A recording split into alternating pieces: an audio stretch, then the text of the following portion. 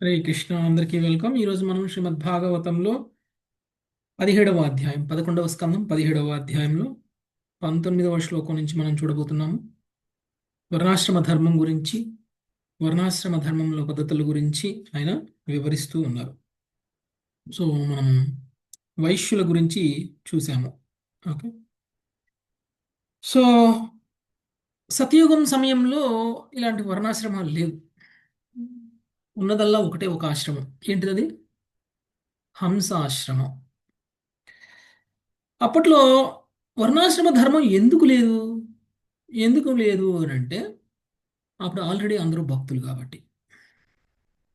భక్తులు కానటువంటి వాళ్ళకి వర్ణాశ్రమ ధర్మము అనేటువంటిది అవసరం.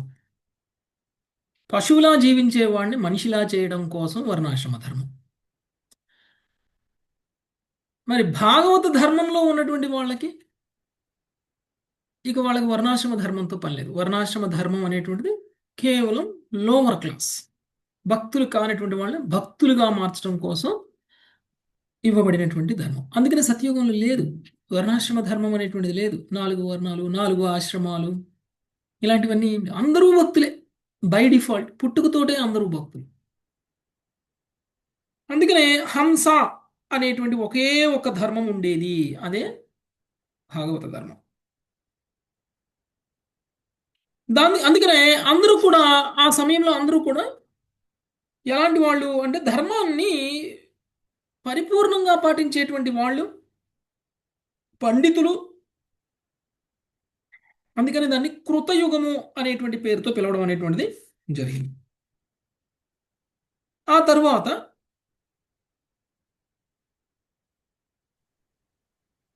సత్యయుగం సమయంలో అంటే కృతయుగం సమయంలో వేదాలు విభజించబడి లేవు. ఒకే ఒక లక్ష్యం ఉండేది. ఆధ్యాత్మిక సాధన యొక్క లక్ష్యం ఒకటే ఉండేది, ఇంకా వేరువేరుగా ఉండేవి కావు. ఓకే.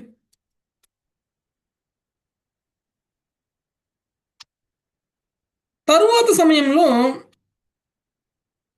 అది ధర్మము అనేటువంటిది నశించిపోవడం అనేటువంటిది జరిగింది.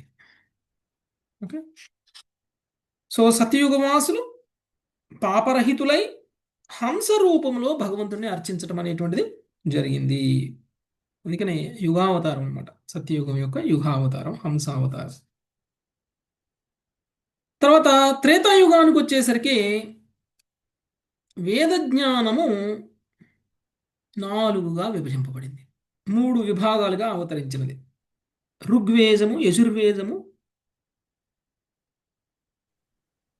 అనేటువంటి సామవేదము మూడు మూడు వేదాలుగా విభజింపబడింది.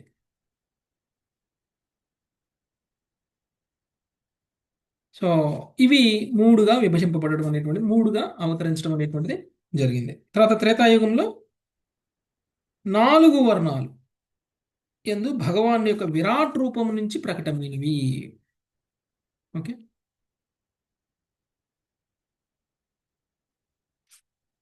4 వర్ణములు కూడా భగవంతుని యొక్క విరాట్ రూపం నుంచి రావడం అనేటువంటిది జరిగింది. సో ఆ 4 వర్ణాలు ఏమిటి అంటే బ్రాహ్మణులు ముఖం నుంచి, క్షత్రియులు భుజాల నుంచి, తర్వాత వైశ్యులు ఆయన యొక్క ఉరువుల నుంచి, శూద్రులు ఆయన యొక్క పాదాల నుంచి అవతరించడం అనేటువంటిది జరిగింది. యాక్చువల్గా మనం విరాట్ రూపాన్ని చూస్తే 14 లోకాలు కూడా భగవంతుడి యొక్క శరీరంలో భాగంగా చూస్తాం.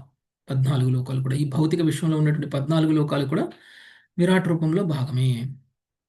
అంటే ఒక వ్యక్తి ఉన్నతమైనటువంటి వ్యక్తి లేకపోతే అధమమైనటువంటి వ్యక్తి అనేటువంటిది మనకి ఎలా తెలుస్తుంది అని అంటే భగవంతుడి యొక్క శరీరంలో ఏ భాగంలో ఆయన ప్రకటమవుతున్నారు అనేటువంటి దాన్ని బట్టి మనకి అర్థమవుతుంది. పాదాల స్థాయిలో ఉన్నటువంటి వ్యక్తి ముఖం స్థాయి వరకు కూడా ఉద్ధరింపబడాలి.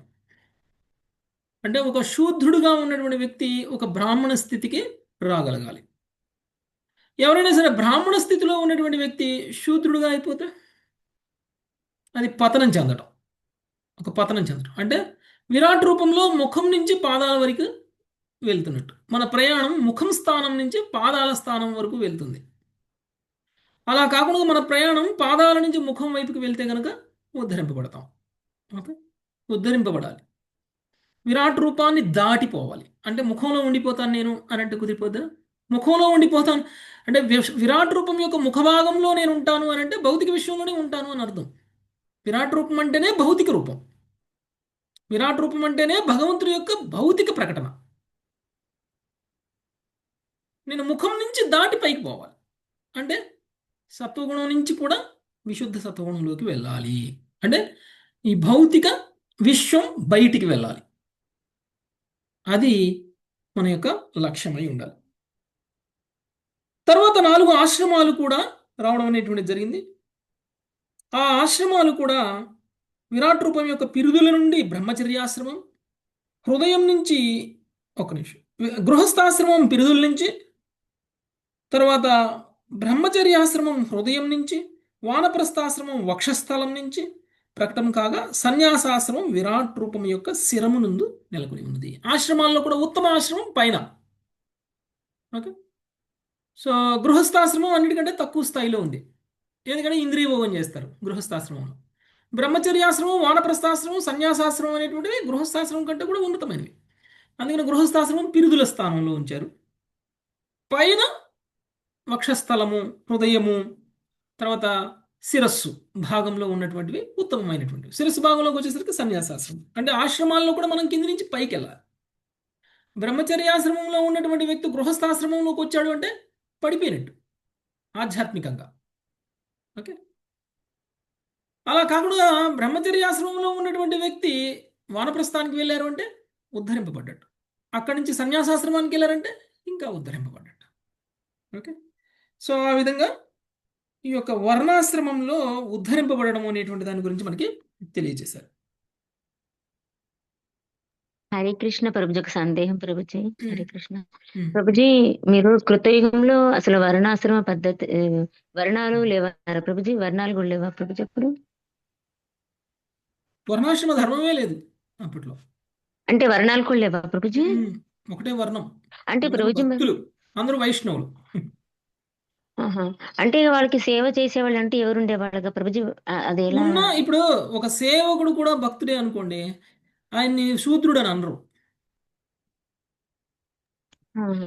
భక్తిలో ఉన్న వాళ్ళు ఎవరు ఏ పని చేసినా కానీ వాళ్ళు ఆ వర్ణంలో పనిచేస్తున్నారు. భక్తిలో ఉండి రాజ్యాన్ని పాలించినా కానీ క్షత్రియుడు అవడు, వైష్ణవుడు అవుతారు. బ్రాహ్మణుడు అవుతారు. బ్రాహ్మణుడు ఓకే. ఉత్తమ బ్రాహ్మణుడు అవుతారు. ఓకే. అలా ఓకే అందరూ ప్రభుజీ. భక్తులే అని చెప్తున్నారు. అంటే కొంతమంది ఉమ్. కుల ప్రకారంగా చేసేటువంటి వృత్తులు చేసేవాళ్ళు ఉంటారు, కానీ అందరూ భక్తులు అవడం వల్ల వాళ్ళని వైష్ణవులు. బ్రాహ్మణులుగానే చెప్తారు తప్ప వాళ్ళని ఓకే. నువ్వు పలానా కులము, పలానా వర్ణము, పలానా ఆశ్రమం అని చెప్పడానికి లేదు. ఓకే. అంటే ఓకే ఇక్కడ ప్రభుజీ. వర్ణాలు లేవు అని చెప్పడం మీనింగ్ ఏమిటి అని అంటే అందరూ భక్తులు అని చెప్పడం. Okay Prabhuji. Okay. Okay Prabhuji, thank you Prabhuji. భక్తుడు ప్రభుజీ ఇంకోటి వర్ణాశ్రమానికి ప్రభుజీ. వర్ణాశ్రమానికి పైన ఉన్నటువంటి వాడు. అవును సో ప్రభు. ఇప్పుడు మనము వైష్ణవులుగా ఉన్నాం అనుకోండి, మనం కృష్ణ భక్తులు అనుకోండి, మనకి ఏ వర్ణం అని చెప్తాం మనం? నేను జాబ్ వైష్ణవులు. చేస్తున్నాను. యాక్చువల్గా నేను ఒకవేళ ఆ, కృష్ణ భక్తుడిని కనుక కాకపోతే నేను ఒక శూద్రుణ్ణి. ఉమ్. ఓకే. నేను అదే పని చేస్తున్నాను, అలానే చేస్తున్నాను, కానీ కృష్ణ భక్తులు అవ్వడం వల్ల ఏమవుతుంది? నేను శూద్రుని కాదు. వైష్ణవుడు. ఉమ్. అర్థమైనా? అంటే కృతయుగం సమయంలో అందరూ కూడా భక్తులే. అందరూ కూడా ధర్మం 4 పాదాల ఉంది వాళ్ళలో. ఓకే. అంటే 4 నియమాలని ఖచ్చితంగా పాటించేవాళ్ళు. మ్యాక్సిమం అలానే ఉండేవాళ్ళు. అందుకనే దాన్ని కృతయుగము అని అన్నారు. కృతార్థులుగా ఉన్నారు కాబట్టి అప్పట్లో. ఓకే. అందుకనే వాళ్ళని కృతయుగము అని అన్నారు. ఆ యుగాన్ని కృతయుగము అని అన్నారు. సత్యయోగమేగా కృతయుగం. ఒకటే. సో ధర్మం 4 పాదాలు ఉంది అని అంటే ఇంకా మనం ఆల్రెడీ ప్యూరిఫై అయి ఉన్నాము. ఇంకా మనం వర్ణాలతో ప్యూరిఫై చేయించుకోవాల్సిన అవసరం ఏంటి మనకి? వర్ణాశ్రమ ధర్మం అనేటువంటిది మనల్ని మనం పవిత్రీకరించుకునేటువంటి ఒక framework, process. Process. Okay. So మనం ఆల్రెడీ పవిత్రీకరింపబడ్డప్పుడు మళ్ళీ ఎందుకు? అవును ప్రభుజీ. డబ్బులు లేని వాళ్ళు కూలి పని చేసుకుంటారు, డబ్బులు ఉన్న వాళ్ళు కూడా కూలి పని ఎందుకు చేస్తారు కదా? అవును ప్రభుజీ. సో మనం ఎలా ఉంటుంటే ఇప్పుడు మనం మనం పిల్లల్ని పెంచుతూ ఉంటాం కదా. పెంచేటప్పుడు మనం చిన్నప్పుడు మనం పిల్లల్ని పెంచడానికి మనం చాలా కష్టపడతాం. పిల్లలు పెరిగిన తర్వాత నేను నిన్ను పెంచడానికి నేను ఇంత కష్టపడ్డాను, ఇన్ని పనులు చేశాను, ఇంత కూలి పని చేశాను, ఇంత శ్రమ పడ్డాను, ఇలా సంపాదించాను, నువ్వు కూడా రా, నువ్వు కూడా చెయ్యి అని అంటావా? లేదు ప్రభుజీ. ఉమ్. నా కష్టాలేదో నా కష్టాలు నేను పడ్డాను, ఈ కష్టాలన్నీ నాతో ఆగిపోవాలి, నెక్స్ట్ జనరేషన్ నువ్వు నువ్వు ఇక్కడి నుంచి పైకి వెళ్ళు అని అంటావు. నువ్వు కూడా వచ్చి కూలి పని చేయను ఎందుకంటావు కదా. అలా. ఉద్ధరింపబడి అంటాం, ఇంకా ఉమ్. బెటర్మెంట్ కావాలంటాం. ఉమ్. యేసు ప్రభు. సో వర్ణాశ్రమ ధర్మానికి పైన ఉన్న వ్యక్తికి వర్ణం ఏంటి మళ్ళీ, కిందికి రావడం ఎందుకు అలా. ఓకే. ఇంకోటి ఓకే. ప్రభుజీ కృతయుగంలో త్రేతాయుగంలో 3 వేదాలు వచ్చాయన్నారు స్వామి యొక్క విరాట్ రూపం నుంచి. అది కూడా అర్థం కాలేదు ప్రభుజీ. విరాట్ రూపం అంటే నుంచి వచ్చింది త్రేతాయుగంలో వేదాలు కాదు, వర్ణాలు, 4 వర్ణాలు. వర్ణాలా ప్రభుజీ? ఓకే వర్ణాలు. Prabhuji, thank you. కృతయుగంలో వేదాలు 3గా వచ్చాయి అప్పట్లో. ఓకే. కర్మకాండ లేదు అప్పట్లో, కర్మకాండ వేదం తర్వాత వచ్చింది. ఓకే. వేదాలు మొదటగా 3గా ఉన్నాయి. ఆ తర్వాత యాక్చువల్గా సారీ, వేదాలు మొదట 1గా ఉండింది కృతయుగంలో, తర్వాత సమయంలో త్రేతాయుగానికి వచ్చేసరికి అది 3గా వచ్చింది. అంటే కర్మకాండ సెక్షన్ తగ్గింది, లేదు. తర్వాత తర్వాత అది కర్మకాండ కూడా యాడ్ అయిపోయింది దానికి. ఓకే. విడగొట్టారు, కర్మకాండని విడగొట్టేశారు సపరేట్గా. ఓకే. సో ఓకే ప్రభుజీ, ఈ థ్యాంక్ యూ విధంగా ప్రభుజీ. విరాట్ రూపంలో మన యొక్క స్థాయి లెవెల్ ఏంటో మనము చెక్ చేసుకోవచ్చు. ఆ తర్వాత బ్రాహ్మణుల యొక్క లక్షణాలు, బ్రాహ్మణులు ఎలా ఉండాలి, ఎవరిని బ్రాహ్మణులు అంటారు అనేటువంటి విషయాన్ని క్లియర్గా చెప్పేశారు. ఎవరైతే శుచిగా ఉంటారో, ఎవరైతే శుభ్రంగా ఉంటారో, ఎవరికైతే ఇంద్రియ నిగ్రహం ఉంటుందో, ఎవరైతే శాంతియుతంగా ఉంటారో, ఎవరైతే గొప్పగా తపస్సులు చేస్తారో, క్షమ, సరళత్వము, భగవంతుడి యొక్క భక్తి, ఇది మర్చిపోకూడదు, భగవంతుడి యొక్క భక్తి ఉంటుందో, తర్వాత దయ, సత్యము అనేటువంటివి బ్రాహ్మణుల యొక్క సహజ గుణాలు. ఇవి బ్రాహ్మణులు మనం చూసుకోవచ్చు. ఎవరు బ్రాహ్మణులు, ఎవరు ఏ స్థాయిలో ఉన్నారు, విరాట్ రూపంలో ఎక్కడున్నాను నేను అని మనల్ని మనం పరీక్షించుకోవాలి అని అంటే మన గుణాలు ఏంటి, మన లక్షణాలు ఏంటి అనేటువంటి చూడాలి. విరాట్ రూపంలో ముఖం స్థానంలో బ్రాహ్మణులు ఉన్నారు, ముఖం నుంచి బ్రాహ్మణులు వచ్చారు. నేను బ్రాహ్మణునేనా, నేను ముఖం స్థానంలో ఉన్నానా, లేకపోతే నేను పిరుదుల స్థానంలో ఉన్నానా, లేకపోతే నేను పాదాల స్థానంలో ఉన్నానా, నాకు ఎలా తెలుస్తుంది? భగవంతుడు అందుకనే మనకి ఒక బ్రాహ్మణుడికి ఉండాల్సినటువంటి లక్షణాలన్నింటినీ చెప్పారు. నేను బ్రాహ్మణ పుత్రుడు కాబట్టి నేను బ్రాహ్మణుణ్ణి అని అంటే, నేను డాక్టర్ కొడుకును కాబట్టి నేను డాక్టర్ని అన్నట్లే అవుతుంది. ఓకే. సో మా నాన్నగారు హార్ట్ సర్జరీ చేస్తారు, ఆయన డాక్టరు, నేను కూడా హార్ట్ సర్జరీ చేస్తాను, నా దగ్గరకు వచ్చి చేయించుకోండి అంటే ఎవరు వెళ్ళరు సార్, పారిపోతారు ప్రభుజీ, పారిపోతారు. మనం హార్ట్ స్పెషలిస్టులు అయితే మన దగ్గరకు వచ్చి హార్ట్ సర్జరీ చేయించుకుంటారు. లేదు లేదు, నేను మా నాన్నగారు హార్ట్ సర్జరీ చేస్తారు కాబట్టి, నేను ఆయన పుత్రుడు కాబట్టి నేను కూడా హార్ట్ సర్జరీ చేస్తా అంటే ఎలా ఉంటుందో అలానే ఉంటుంది. మా తండ్రి బ్రాహ్మణుడు కాబట్టి నేను కూడా బ్రాహ్మణుణ్ణి అనడం. ఓకే. కాబట్టి బ్రాహ్మణుడు అనేటువంటి వాడు పుట్టుకతోటి బ్రాహ్మణుడు అవడు, ఆయన యొక్క లక్షణాలతోటి గుణాలతోటి బ్రాహ్మణుడు అవుతారు. ఓకే. ఆ బ్రాహ్మణుని ఎలా గుర్తించాలి అంటే ఆయన లక్షణాలను తెలుసుకుంటే గుర్తించగలుగుతాం. సో శాంతి, ఇంద్రియ నిగ్రహము, తపస్సు, శౌచము, సంతోషము, క్షమ, సరళత్వము, నాయడ భక్తి, దయ, సత్యము అనేటువంటివి బ్రాహ్మణుల యొక్క సహజ గుణములు. ఓకే. ఆ తర్వాత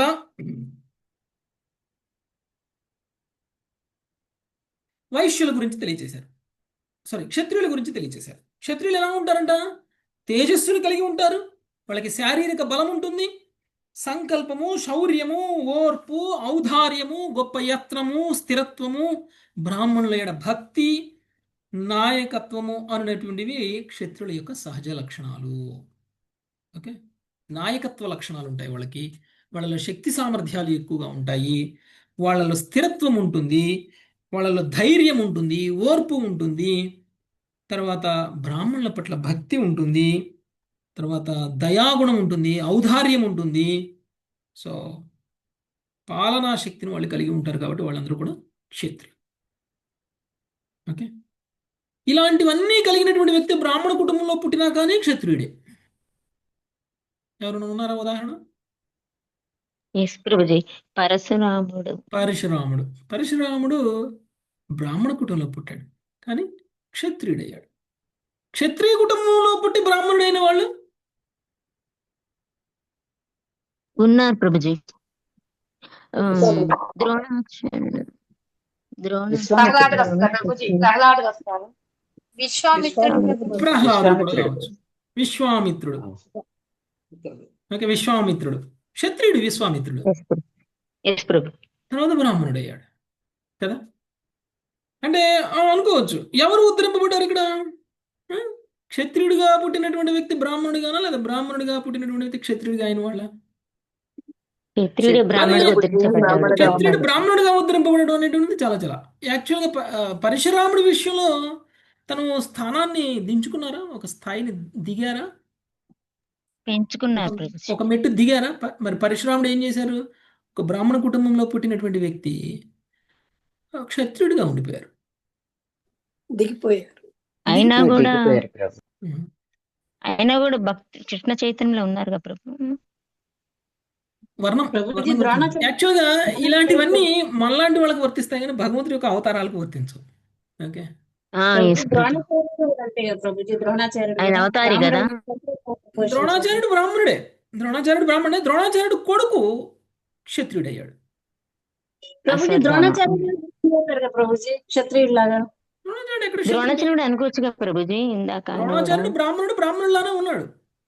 ఎక్కడ క్షత్రియుడయ్యాడు? మన క్షత్రియుడు ఆయన ఏమైనా రాజ్యాన్ని పాలించాడా? వాళ్ళకి యుద్ధం నేర్పిస్తాడుగా. యుద్ధం వాళ్ళకి యుద్ధ నేర్పించడం విద్యలన్నీ అనేటువంటిది నేర్పాడు. యుద్ధం నేర్పించడం అనేది బ్రాహ్మణుల లక్షణమే. అంటే లాస్ట్ కి యుద్ధం చేశారని ప్రభుజీ. యుద్ధ యుద్ధం విద్యలు చేశారు కదా ప్రభుజీ. యుద్ధం చేసినంత మాత్రాన క్షత్రియుడు ఇప్పుడు యుద్ధ విద్యలు నేర్పించడం అనేటువంటిది బ్రాహ్మణుడి యొక్క లక్షణమే. ద్రోణాచార్యుడు యుద్ధ విద్యలు నేర్పించారు. అలానే తప్పనిసరి పరిస్థితుల్లో తన కొడుకు కోసం యుద్ధం చేశారు తప్ప రాజ్యం కోసం యుద్ధం చేయాలి. తను అశ్వత్థామ రాజ్యాన్ని పాలించాడు. అశ్వత్థామ రాజ్యాన్ని పాలించాడు. ఓకే, అశ్వత్థామ ఆయన క్షత్రియుడు. పతనం చెందినట్టుగా ప్రభు. పతనం చెందినట్టు. ఓకే, అయితే పరశురాముడి విషయంలో ఎందుకు కాదు అని అంటే, పరశురాముడు భగవంతుడి యొక్క అవతారం. ధర్మ సంస్థాపన కోసం ఆయన ఏమైనా చేయొచ్చు. ధర్మ సంస్థాపన కోసం ఆ, అధర్మాన్ని పాలించేటువంటి వాళ్ళని, అధర్మాన్ని పాటించేటువంటి వాళ్ళందరినీ కూడా సంహరించడం భగవంతుడి యొక్క అవతరణ యొక్క ఉద్దేశం. భగవంతుడు ఏం చెప్పారు? నేను అవతరించి దుష్టులని శిక్షిస్తాను అని చెప్పాడు. మరి అప్పుడు ఉన్నటువంటి క్షత్రియులందరూ దుష్టులుగా ఉన్నారు కాబట్టి వాళ్ళందరినీ సంహరించడం కోసమే భగవంతుడు అవతరించారు కాబట్టి ఆయన క్షత్రియుడు అయిపోయాడు అని కాదు అక్కడ. ఓకే, కాబట్టి భగవంతుడు ధర్మ సంస్థాపన కోసం ఏమేం చేసినా కానీ దాన్ని మనం తప్పు పట్టకూడదు. ఓకే, సో ఆ తర్వాత క్షత్రియులు ఇంకొక ముఖ్యమైనటువంటి ధర్మం ఏమిటంటే బ్రాహ్మణుల పట్ల భక్తిని కలిగి ఉండాలి. ఎవరైనా సరే బ్రాహ్మణులు వస్తే వాళ్ళని గౌరవించాలి. బ్రాహ్మణులు వస్తే వాళ్ళకి ఆతిథ్యం ఇవ్వాలి. బ్రాహ్మణులు వస్తే వాళ్ళ యోగక్షేమాలు తీసుకోవాలి. బ్రాహ్మణుడు వస్తే సింహాసనం మీద నుంచి కూడా లెగాలి క్షత్రియుడు. స్వయంగా శ్రీకృష్ణుడే అది పాటించారు. అవునా కదా? నారదుడు వచ్చినప్పుడు ఏం చేశారండి? ఎస్ ప్రభుజీ. నారదుడు వచ్చినప్పుడు క్షత్రియుడు అయినటువంటి వాడు ఏం చేయాలి అని కృష్ణుడు మనకి తెలియచేశారు అని అంటే ఆయన ఆచరించి చెప్పారు మనకి. బ్రాహ్మణుడు వస్తే లేచి నిలబడి ఎదురు వెళ్ళి ఆహ్వానం పలికి ఆయన పాదాలను కడిగి కృష్ణుడి యొక్క ఆసనాన్ని ఆయనకి ఇచ్చారు. ఈయన మాత్రం పక్కన నుంచున్నారు కృష్ణుడు.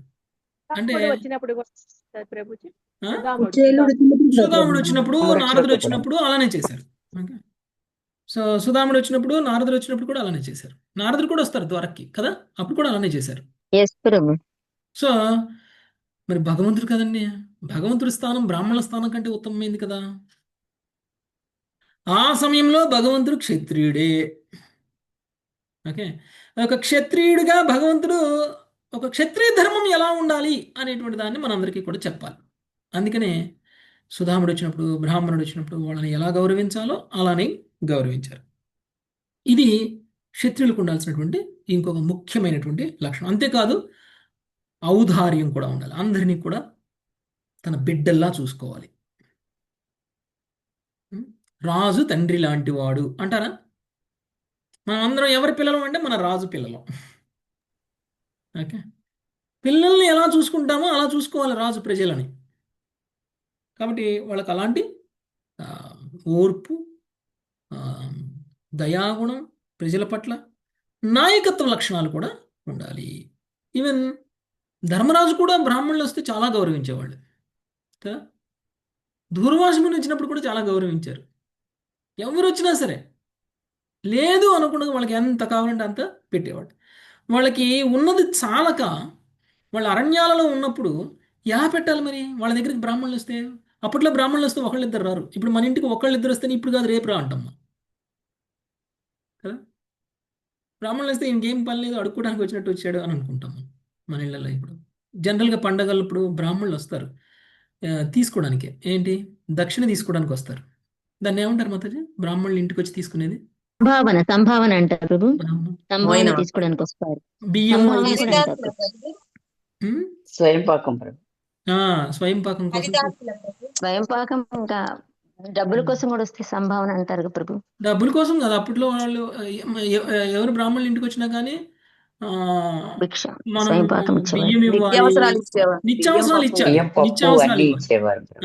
పండుగలప్పుడు వస్తారు ఎస్ కదా. ప్రభు, కూరగాయలు, పప్పు, ఉప్పు అన్ని ఇచ్చి. పండుగలప్పుడు వస్తారు. మీరు ఇచ్చిన వాటితోటి వాళ్ళు వండుకుంటే వాళ్ళ రోజు గడవాలి. అలాగే శాస్త్రానికి ఏదో 4 గింజలు, ఒక చింతపండు, ఒక ఉప్పు గల్లు అలా స్వయంపాకం ఇవ్వాలి. ప్రభు. అలా వేయకూడదు. ఓకే. సో అలా క్షత్రియులు, అలా బ్రాహ్మణుల పట్ల అలాంటి గౌరవాన్ని మనం ప్రత్యేకించి గృహస్థులకు అలాంటి ధర్మం ఉంటుంది. ఓకే. సో ఎందుకంటే బ్రాహ్మణులు చేసేటువంటి ఏ పని ద్వారా అయినా సరే వాళ్ళు డబ్బు సంపాదించాలి అనేటువంటి ఉద్దేశంతో చేయరు వాళ్ళు. బ్రాహ్మణుల ధర్మం వేరు. బ్రాహ్మణుల ధర్మం డబ్బు సంపాదించడం కాదు.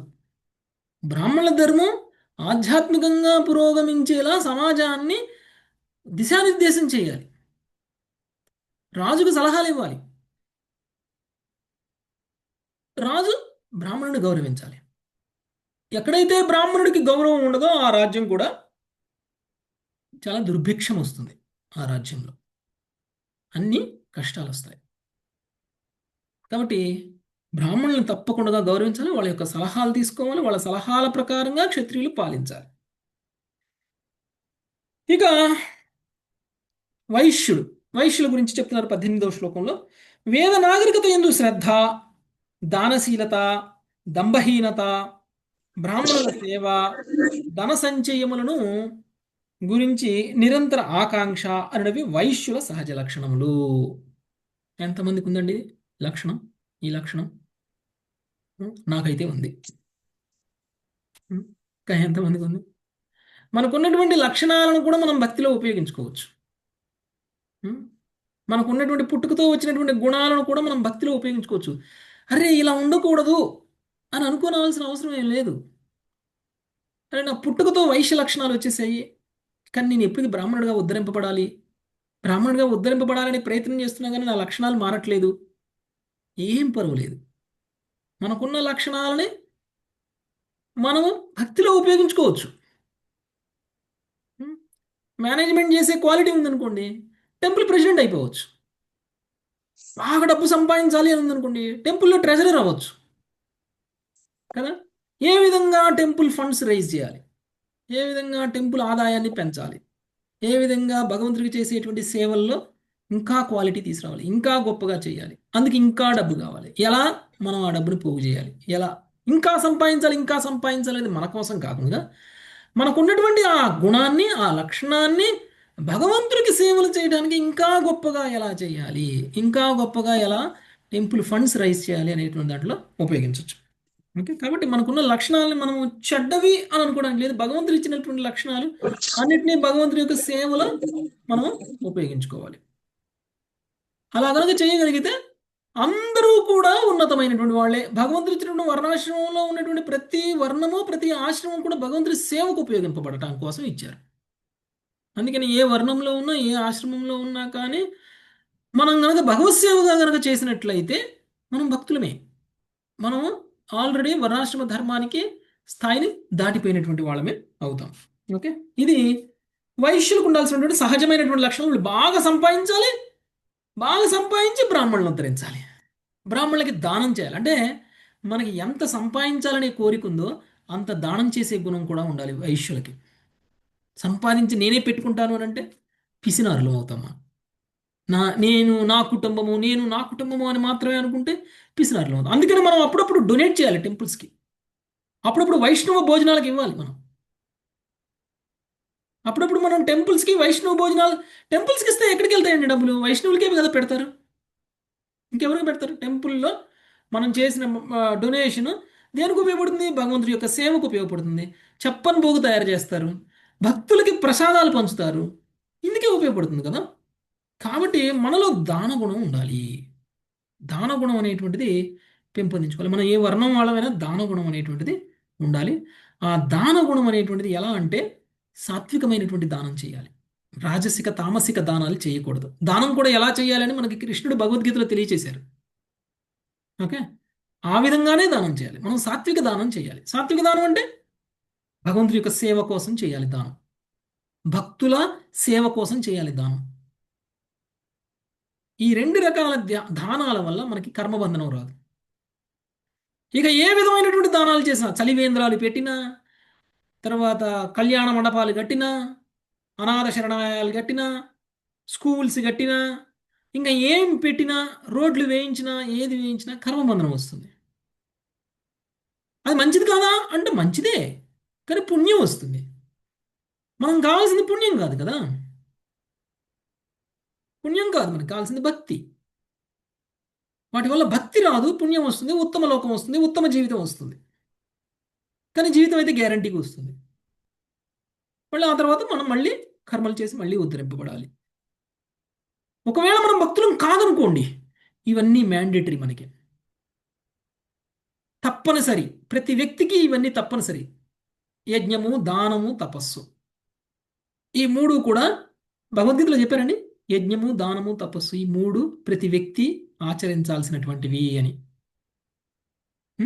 తప్పనిసరి కృష్ణుడు చెప్పారు భగవద్గీతలో. మనం అనుకుంటాం, ఓ కృష్ణుడు దానం చేయమన్నారు, యజ్ఞం చేయమన్నారు, తపస్సు చేయమన్నారు, కాబట్టి నేను అన్నీ చేసేస్తాను. ఇవన్నీ కర్మకాండగా చేయకూడదు మళ్ళీ. ఓకే, నేను దానం చేస్తే నాకు పేరు ప్రతిష్టలు వస్తాయి, నలుగురు నా గురించి గొప్పగా చెప్పుకుంటారు. నేను ఎవరికైనా సహాయం చేస్తే నా గురించి గొప్పగా మాట్లాడుకుంటారు. నేను ఎవరికైనా బట్టలు లేని వాళ్ళకి బట్టలు ఇస్తే వాళ్ళు వేసుకున్న బట్టలు చూసినప్పుడల్లా నేనే గుర్తొస్తాను వాళ్ళకి. ఇలాంటి ఒక భావన. లేదు అంటే వాళ్ళ ఊరికి నా పేరు పెట్టుకుంటారు. ఎంతమంది పెట్టుకోవట్లేదండి? జిల్లాలకు పేర్లు పెడుతున్నారు, ఊర్లకి పేర్లు పెడుతున్నారు, రాష్ట్రాలకు పేర్లు పెడుతున్నారు, ఎయిర్పోర్ట్లకి పేర్లు పెడుతున్నారు. ఎందుకు పెడుతున్నారు? రైల్వే స్టేషన్కి పేర్లు పెడుతున్నారు. ఒక బ్రిడ్జ్ కడితే బ్రిడ్జికి పేరు పెడతారు కదా. ఎందుకు? వాళ్ళు చేసిన గొప్ప పని ఆ గుర్తింపు పేరు కోసం కోసమే. అలాగా. వాళ్ళు చేసిన గొప్ప పని ఎందుకు చేశారు అంటే పేరు ప్రతిష్టల కోసమే చేశారు వాళ్ళు. కాబట్టి వాళ్ళకి ఆ పేరు ప్రతిష్టలే వస్తున్నాయి. అంతకంటే ఉత్తమమైనటువంటి స్థితికి వాళ్ళు వెళ్ళలేరు. ఓకే, ఒక భక్తుడికి పేరు ప్రతిష్టలు కావాలి అని ఉంటుందా? నా పేరు చిరస్థాయిగా నిలిచిపోవాలి, గొప్ప భక్తుడు అని కీర్తింపబడాలి నేను అని ఎవరైనా అనుకుంటారా? అలా అనుకుంటే లేదు ప్రభుజీ. అలా అనుకుంటే వాళ్ళు భక్తులే భక్తుడే కాదు. కాడు, భక్తుడే కాడు. ఉమ్. రజోగుణంలో ఉన్న భక్తుడు అనొచ్చు. ఓకే, రజోగుణం చాలా ఎక్కువగా ఉంది. కానీ అలాంటి గుణం ఉన్నప్పుడు కూడా నీకు పేరు ప్రతిష్టలు కావాలా? ఓకే, వచ్చేసేయ్, భక్తిలోకి రా. భక్తిలో పేరు ప్రతిష్టలు సంపాదించు. ఎలా? టెంపుల్ని రెనోవేట్ చేయడం, టెంపుల్లో సేవలు చేయడం, చేయించడం, ఒక ఫెస్టివల్ లాంటివి, ఒక మంచి కార్యక్రమాలను ఆర్గనైజ్ చేసి వాటి ద్వారా ఫండ్స్ రైజ్ చేసి ఆ విధంగా మన యొక్క రజోగుణాన్ని సంతృప్తి పరుచుకోవచ్చు. దానివల్ల పుణ్యంతో పాటు అజ్ఞాత సుకృతి కూడా వస్తుంది. ఆ అజ్ఞాత సుకృతి మనల్ని భవిష్యత్ జన్మలలో శుద్ధ భక్తులుగా మారుస్తుంది. ఓకే, అంటే ఈ జన్మలో మనం ముక్తిని మనం టెంపుల్లో సేవ చేసినా, నిరంతరం భగవంతుడి సన్నిధిలోనే ఉన్నా మనకు ముక్తి రాదు. ఎందుకు? మనకు ఉన్నటువంటి గుణ ప్రభావం వల్ల. కానీ మనకేమొస్తుంది? సుకృతి మాత్రం 100% వస్తుంది. ఆ సుకృతి వల్ల ఏమవుతుంది? భవిష్యత్తులో ఆ గుణం ప్యూరిఫై అవుతుంది. మనకున్నటువంటి ఆ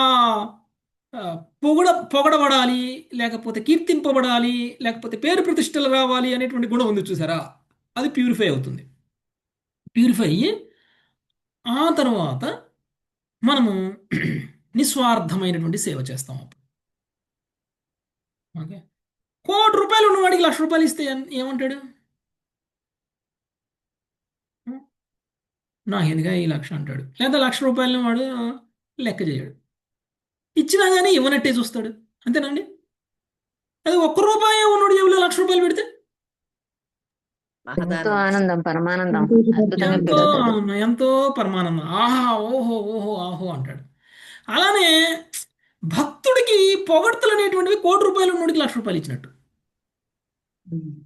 ఓకే, అభక్తుడికి పొగడ్త అనేటువంటిది రూపాయి ఉన్నోడికి 1,00,000 ఇచ్చినట్టు. కాబట్టి మీరు ఎంత పొగిడినా పట్టించుకోరు వాడు, ఎందుకంటే ఆయన అంతకంటే ఉన్నతమైన స్థితిలో ఉన్నారు కాబట్టి ఆల్రెడీ. అలాంటి పొగడ్తలకి లొంగిపోయేటువంటి స్థితిలో లేరు కాబట్టి. కాబట్టి వైశ్య గుణం అనేటువంటిది ఒక రకంగా చూస్తే ఇలాంటి పేర్లు, ప్రతిష్టలు, ఇంకా డబ్బు సంపాదించాలి, అందరికంటే టాప్లో ఉండాలి, రిచెస్ట్ మ్యాన్ లిస్టులో ఫస్ట్ పేరు ఉండాలి, ఇలాంటివన్నీ కూడా కొంతవరకు రజోగుణం, తమో గుణం ప్రభావం ఉన్నటువంటి వాళ్ళు చేస్తారు. అవన్నీ కూడా వైశ్య లక్షణాలు. ఓకే, ఇంకా శూద్రుల లక్షణాలు కూడా ఎలా ఉంటాయి అనేటువంటిది 19వ శ్లోకంలో చూద్దాం. సుఖోమల మధ్య శుశ్రూషణం ద్విజగవాం దేవానాం చాప్యమాయయా శుశ్రూషణం ద్విజగవాం దేవానాం చాప్యమాయయా తత్ర లబ్ధేన సంతోష శూద్ర ప్రకృతయస్త్విమాం. లబ్ధేన సంతోషః శూద్ర ప్రకృతయస్త్విమాః. బ్రాహ్మణులను, గోవులను, దేవతలను, ఇతర పూజనీయ వ్యక్తులను నిష్కపట భావముతో సేవించుట, అటువంటి సేవ ద్వారా లభించిన ఆదాయంతో సంపూర్ణ సంతుష్టి అన్నవి శూద్రుల సహజ గుణాలు. ప్రభుపాదుల వారి భాష్యము. పూర్తి సామాజిక వ్యవస్థ వేద ప్రమాణం అనుసరించి చక్కగా పనిచేసినప్పుడు ఎల్లరూ సుఖవంతులు, సంతుష్టులు కాగలరు. శూద్రులు తాము చేసే సేవ ద్వారా లభించిన సంపాదనతో సంతృష్టి చెందవలసి ఉన్నను జీవితావసరములకు వారికి ఎన్నడూ కొరత ఉండబోదు. ఎందుకంటే క్షత్రియులు, వైశ్యులు అత్యంత ఉదారులు కాగా బ్రాహ్మణులు సర్వుల ఎడ పరమ కరుణామయులుగా సుప్రసిద్ధులై ఉందరు. కనుక ఎన్ని వర్ణములు వేదాదేశాలను పాటించనచో, అన్ని వర్ణములు వేదాదేశం పాటించనచో కృష్ణ భక్తి భావన నిర్దేశంలో సమస్త మానవాళికి సరికొత్త ఆనందమయ్యే జీవితము తప్పక లభించగలదు. హరే కృష్ణ ప్రభుజీ. బ్రాహ్మణులను, గోవులను, దేవతలను, ఇతర పూజనీయ వ్యక్తులను నిష్కపట భావంతో సేవిస్తూ అటువంటి సేవ ద్వారా లభించినటువంటి ఆదాయంతో సంపూర్ణ సంతుష్టి అనునవి శూద్రుల యొక్క సహజ లక్షణాలు. ఓకే, సేవ ద్వారా డబ్బు సంపాదించాలి. ఎవరికి సేవ? ఉన్నత వర్ణాలకి సేవ, ఉన్నత వర్ణాల వారికి సేవ చేయాలి. ఒక బ్రాహ్మణ కుటుంబంలో పుట్టి మనము ఇలాంటి ఒక పాచి పనులు చేస్తూ, లేకపోతే ఒక యజమాని కింద పనిచేస్తున్నాం అనుకోండి, ఉద్ధరింపబడేట అలాంటి ఆనందం పొందాలి అని అనుకుంటున్నాము అంటే మనల్ని మనం దిగజార్చుకున్నట్లు. అందుకనే వివాహాలు జరిగేటప్పుడు చాలా జాగ్రత్తగా ఇవి ఆలోచించాలి. మనకంటే ఉన్నత కులం వాళ్ళని మనం పెళ్లి చేసుకోవచ్చు, ఉన్నత వర్ణం వాళ్ళ, కులం కాదు, ఉన్నత వర్ణం వాళ్ళని మనం కులం వేరు, వర్ణం వేరు. ఓకే, కులాలు మనం పెట్టుకున్నాయి, కృష్ణుడు ఇచ్చింది కాదు కులం. ఉన్నత వర్ణం వాళ్ళని వివాహం చేసుకోవాలి. చేసుకుంటే ఏమవుతుంది? మనము ఉద్ధరింపబడతాము, మన తర్వాత తరంలో పిల్లలు కూడా ఉద్ధరింపబడతారు, వాళ్ళ వర్ణం పెరుగుతుంది కదండి. ఒక శూద్రుడు బ్రాహ్మణుడి ఇంటికి వెళ్ళారనుకోండి వివాహం కోసం, అంటే ఒక శూద్రురాలు, శూద్రుడి కుటుంబంలో పుట్టిన అమ్మాయి బ్రాహ్మణ కుటుంబంలో పుట్టినటువంటి అబ్బాయిని వివాహం చేసుకుంటే ఏమవుతుంది? ఉద్ధరింపబడుతుంది ప్రభు. ఆ అమ్మాయి కూడా బ్రాహ్మణ కుటుంబానికి చెందింది అవుతుంది. అదే ఉల్టా జరిగితే బ్రాహ్మణ కుటుంబంలో పుట్టిన అమ్మాయి శూద్ర కుటుంబంలో పుట్టిన అబ్బాయిని చేసుకుంటే ఏమవుతుంది? ఆ అమ్మాయి శూద్రురాలు అవుతుంది, పుట్టిన పిల్లగాళ్ళు శూద్రులు అవుతారు, భవిష్యత్ తరాలు శూద్రులు అవుతారు. అందుకనే వర్ణం ఉద్ధరింపబడేటట్టు మన యొక్క కర్మలు ఉండాలి ఎప్పుడు చేసినా కానీ. కాబట్టి సహజ లక్షణం కనుక ఒకవేళ మనకి సేవ చేసి సంతోషపడాలి, సేవ చేయడం ద్వారా వచ్చినటువంటి ఆదాయంతో సంతోషపడాలి అని అనుకుంటే ఆ సేవ కృష్ణుడికి చేయండి. ఓకే, అంటే మనకు సంతృప్తి ఎప్పుడు వస్తుందంటే ఇంకొకరికి సేవ చేస్తే వస్తుంది అని అనిపించినప్పుడు ఆ సేవ కృష్ణుడికి చేయండి, ఆ సేవ కృష్ణ భక్తులకి చేయండి. కృష్ణ భక్తుల యొక్క సేవ భక్తి, కృష్ణుడి సేవ భక్తి. విశుద్ధ భక్తుని దర్శించుకోండి, విశుద్ధ భక్తుడి పాదాలు కడగండి, విశుద్ధ భక్తుడికి ప్రసాదం పెట్టండి. ఓకే, అలా చేస్తే ఒక సేవ ద్వారానే సంతృప్తి పడాలి అనేటువంటి గుణం మనలో ఉంటే ఒక వైష్ణవుడిగా సేవ చేయాలి. ఓకే, మీరు వెళ్ళి టెంపుల్స్లో చూడండి, కూలి వాళ్ళు ఉంటారండి టెంపుల్స్లో, పని వాళ్ళు ఉంటారా, డబ్బులు ఇచ్చి పని చేయించుకునే వాళ్ళు ఎంతమంది ఉంటారు?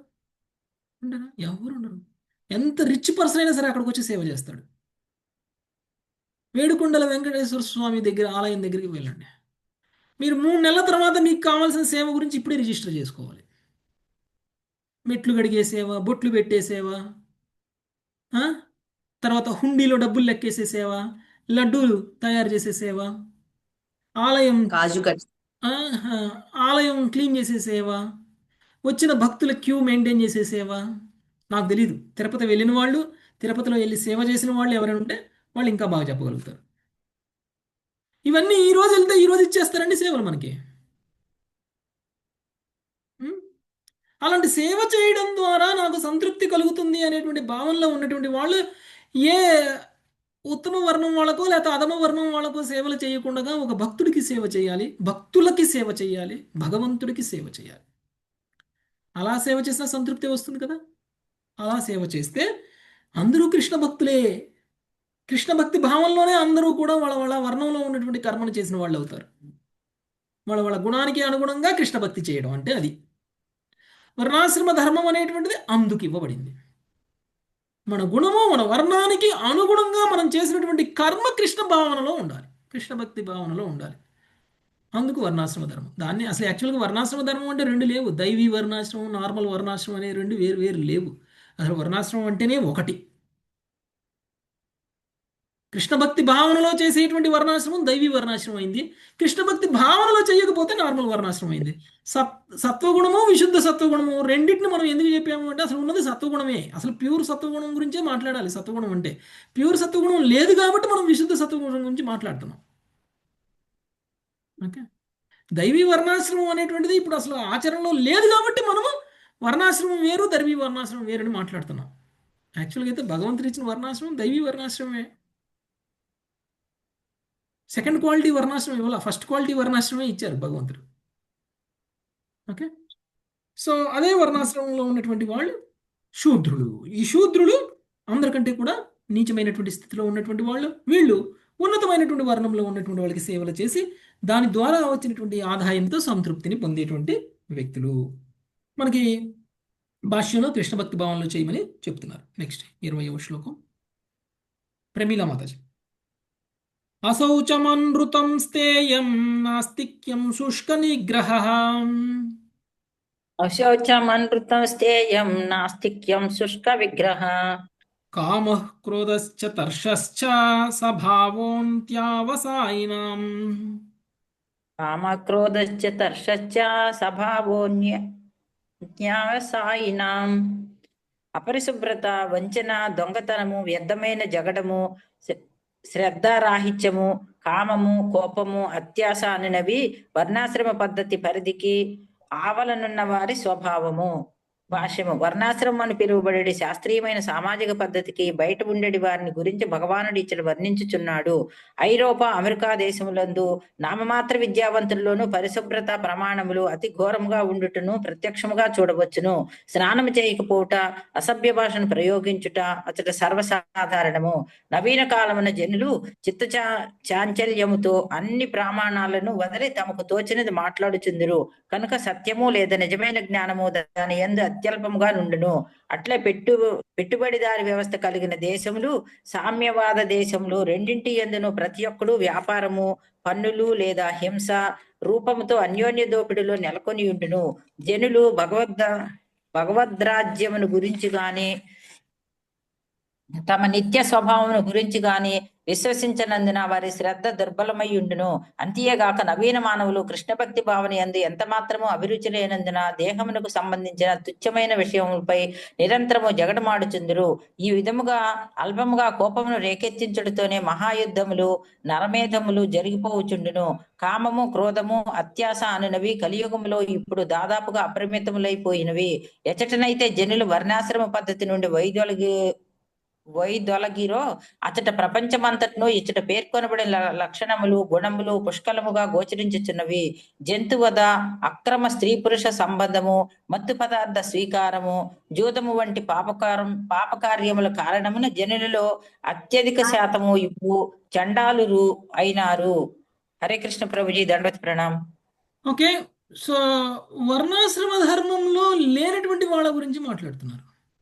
ఇంతకుముందు మనం చెప్పుకున్నాము, వైష్ణవులు వర్ణాశ్రమ ధర్మానికి ఆవల ఉన్నారు అని. అంటే వాళ్ళ గురించి మాట్లాడుతున్నారా? ఎవరి గురించి మాట్లాడుతున్నారు ఈ శ్లోకంలో? ఇక్కడ వైష్ణవుల గురించి మాట్లాడలా, వర్ణాశ్రమ ధర్మానికి దిగువన ఉన్న వాళ్ళ గురించి మాట్లాడుతున్నారు. అంటే ఎవరినైనా ఒక వ్యక్తిని తీసుకుంటే ఆ వ్యక్తిని భగవంతుడు ఇచ్చినటువంటి ఈ 4 వర్ణాలలో ఏ వర్ణంలోనూ మనం విభజింపలేకపోతే, వీడి యొక్క గుణాలు, ఈయన యొక్క లక్షణాలు ఈ 4 వర్ణాలలో లేవు, 4 ఆశ్రమాలలో లేవు అని అంటే, అలాంటి వ్యక్తిని తీసుకొచ్చి ఈ ఫ్రేమ్వర్క్లో పెట్టలేమన్నమాట. వర్ణాశ్రమ ప్రాసెస్లో ఆయన పెట్టలేము. అంటే చండాల స్థితిలో ఉన్నాడు, చండాలుడు. ఓకే, చండాలుడు. ఇప్పుడు మనందరికీ కూడా, మనం అందరం కూడా ఏ స్థితిలో ఉన్నామో మనల్ని మనం అంచనా వేసుకోవాలి. ఇప్పుడు మన ఎందుకు అంటే భగవంతుడు ఒక్కొక్కరికి ఎలాంటి లక్షణాలు ఉంటాయి అనేటువంటి విషయాన్ని చెప్పారు. మనకున్న లక్షణాలు ఏంటో మనకి వేరే ఎవరో చెప్పవసరం లేదు, మన గురించి మనకు బాగా తెలుసు. ఓకే, సో మన గురించి మనకు బాగా తెలిసినప్పుడు మన లక్షణం ఏమిటి, మనం ఎలా ఉంటున్నామో, మనం ఎలా ఆలోచిస్తున్నామో, మనం ఎలాంటి పనులు చేస్తున్నామో, మనం ఏం తింటున్నామో, ఎలా ప్రవర్తిస్తున్నామో అనేటువంటి దాన్ని బట్టి మనందరికీ కూడా మనమేంటో మనకి తెలిసిపోతుంది. కొంతమంది ఎలా ఉంటారు అని అంటే కయ్యానికి కాలు దువ్వుతారు, మీరేమీ అనవసరంలా. కొంతమందిని రెచ్చగొట్టినా రెచ్చిపోరు, కానీ కొంతమందిని రెచ్చగొట్టనవసరంలా.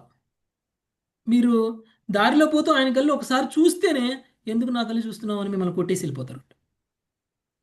ఉన్నారా అలాంటి వాళ్ళు? మనం ఎవరితోనో మాట్లాడుతూ ఏదో ఎక్స్ప్రెషన్ పెట్టామనుకోండి, నన్ను చూసి ఎక్స్ప్రెషన్ పెడుతున్నావా నువ్వు అని వచ్చి గొడవ వేసుకునే వాళ్ళు కూడా చాలామంది ఉన్నారు. ఓకే, ప్రత్యేకించి ఇవన్నీ కూడా లోవర్ క్లాస్ వాళ్ళలో ఎక్కువ జరుగుతాయి. ఎక్కువ మాంసాహారం తినేటువంటి వ్యక్తులలో ఇలాంటి భావోద్వేగాలు అధికంగా ఉంటాయి.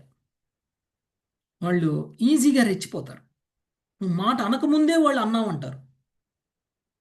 నువ్వు న్యాయం మాట్లాడినా కానీ వాళ్ళకి అన్యాయంలా వినిపిస్తుంది, అన్యాయంలా కనిపిస్తుంది. వాళ్ళు ముందు కొట్టే మాట్లాడతారు. ఓకే, కొట్టుకునేదాకా వెళ్ళిపోతుంది. అలాంటి ప్రవర్తన కలిగి ఉన్నటువంటి వాళ్ళు, అంటే అతి కోపం వర్ణాశ్రమంలో లేదు. వర్ణాశ్రమంలో అతి కోపం అనేటువంటిది లేదు. నువ్వు శూద్రుడివైనా సరే, వైశ్యుడివైనా సరే, క్షత్రుడివైనా సరే, బ్రాహ్మణుడివైనా సరే, బాగా విపరీతమైనటువంటి కోపాన్ని ప్రదర్శించడము అనేటువంటిది వర్ణాశ్రమంలో లేదు. ఒకవేళ మనం ప్రదర్శించామంటే మనం చండాలురు. చండాలురు అంటే మనం ఏమనుకుంటాము అని అంటే కేవలం కుక్క మాంసం తినే వాళ్ళకి చండాలురు అని అంటాం కదండి. మనం కుక్క మాంసం తినవసరంలా, కానీ కుక్క మాంసం తినే వాళ్ళలా ప్రవర్తిస్తూ కూడా మనం చండాలురమే.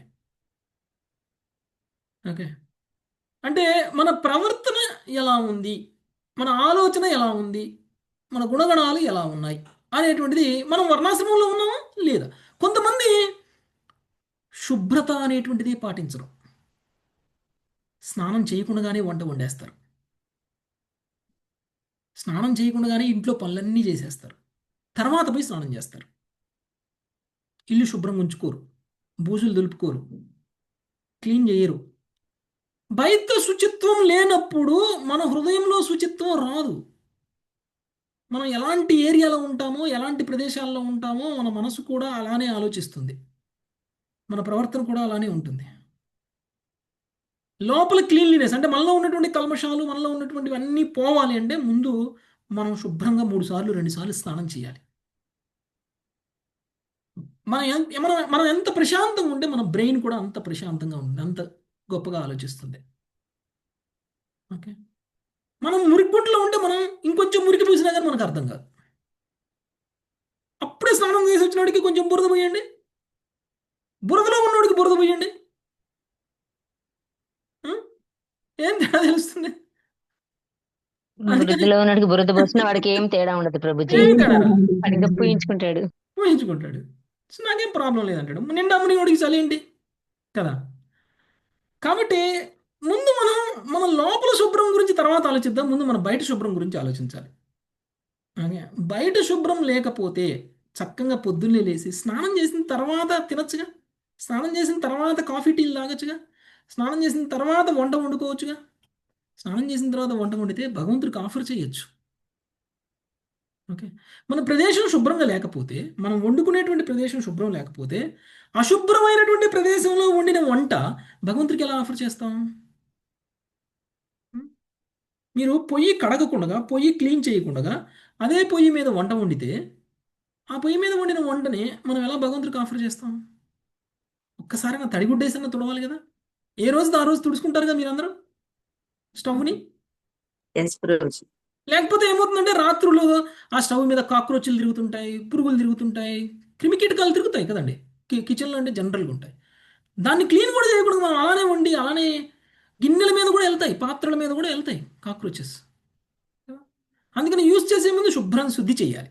శుద్ధి చేసి క్లీన్ చేసి తర్వాత వాడాలి. అలా వాడకపోతే మన స్వభావం కూడా అలానే మారిపోతుంది.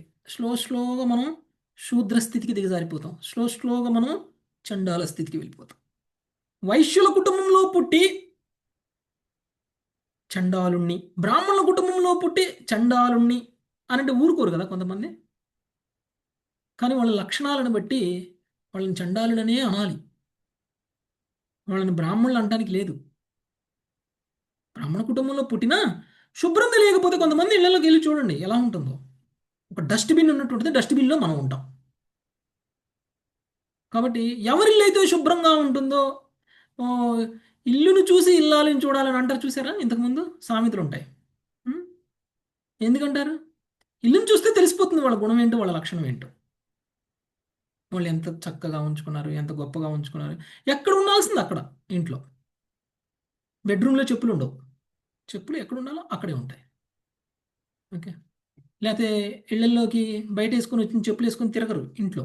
చాలామంది ఇళ్లలో తిరుగుతారు అలా. ఓకే, అలా తిరగరు. అంటే తెలిసిపోతుంది అన్నమాట మన ఆచార వ్యవహారాలు, మనం ఏ వర్ణంలో ఉన్నాం, మనం ఏ కులంలో ఉన్నాం, మనం ఏ మన ఏ ఆశ్రమంలో ఉన్నాం, మనం వర్ణాశ్రమంలో ఉన్నామా దిగువన ఉన్నామా అనేటువంటి విషయం మన ఆచార వ్యవహారాలు చూస్తే అర్థమైపోతుంది. ప్రత్యేకించి చెప్పవసరం లేదు. ఓకే, వర్ణాశ్రమ ఇప్పటి వరకు మనకి బ్రాహ్మణ, క్షత్రియ, వైశ్య, శూద్ర లక్షణాలు మాత్రం చెప్పారు. ఇప్పుడు ఈ 4 లక్షణాలు కాకుండా ఈ నలుగురి కంటే కూడా దిగువ స్థాయిలో ఉన్నటువంటి చండాలుల యొక్క లక్షణాల గురించి కూడా చెప్తున్నారు.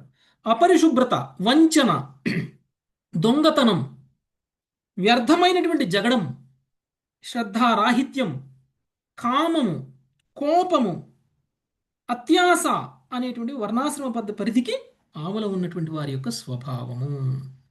ఓకే, అందుకని మనం 4 నియమాలను పాటిస్తాం చూసారా. ఈ 4 నియమాలు పాటించినటువంటి వ్యక్తి చండాలుడు. కూడా 4 నియమాలు పాటించకపోతే కనీసం బ్రాహ్మణులం కాకపోతే కనీసం శూద్రులు అన్న అవుతామేమో అనుకుంటామేమో. శూద్రులం కూడా కాదు. ఓకే, ఇక్కడ చూడండి,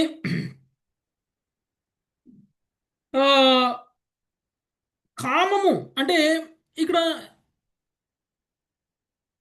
విపరీతమైనటువంటి కోరికలను కలిగి ఉండడం. నిజానికి ఇల్లీగల్ రిలేషన్స్ మెయింటైన్ చేసేటువంటి వాళ్ళు వర్ణాశ్రమంలో లేనటువంటి వాళ్ళు. ఓకే, ఇల్లీగల్ రిలేషన్స్ ఉన్నటువంటి వాళ్ళు వర్ణాశ్రమానికి దిగువన ఉన్నటువంటి వాళ్ళు. తర్వాత దొంగతనం. కొంతమందికి దొంగతనం చేసేటువంటి అలవాటు ఉంటుంది. దొంగతనం చేస్తేనే వాళ్ళకి సంతృప్తి ఉంటుంది. అలాంటివి కూడా. తర్వాత వంచన చేయటం, మోసం చేయటం. సో ఇవన్నీ కూడా వర్ణాశ్రమ ధర్మానికి దిగువన ఉన్నటువంటి గుణాలు. సో మనలో ఇలాంటి లక్షణాలను పోగొట్టుకునేటువంటి ప్రయత్నం చేయాలి. ఓకే, కొంచెంగా ఉద్ధరింపబడాలి. ఓకే, ఇక్కడ కాదు మాతాజీ 20 శ్లోకాలు కంప్లీట్ చేసుకున్నాం. 2 శ్లోకాలు చదివాం. సో రేపు మిగిలిన చదువుకుందాం Mataji. Thank you very much. Hare Krishna. వాంఛాకల్పతరుభ్యశ్చ కృపా సింధు.